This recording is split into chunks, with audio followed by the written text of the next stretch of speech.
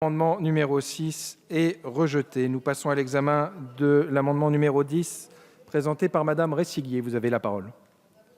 Monsieur le Président, Mesdames et Messieurs les députés, Monsieur le Ministre, nous comprenons bien qu'il est d'usage de respecter le principe de chaînage vertueux introduit par la loi organique relative aux lois de finances. Ce principe, consistant à voter l'approbation des comptes avant de voter le projet de loi de finances de l'année suivante, est certes très logique.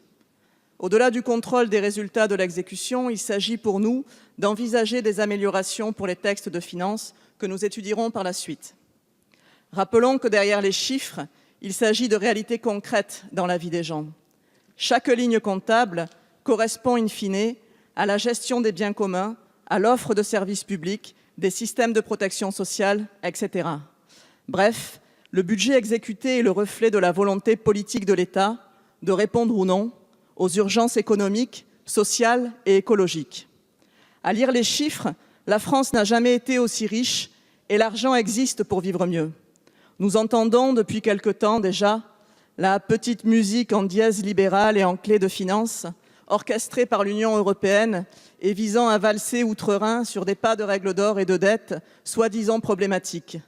Or, la dette n'est pas un problème insurmontable.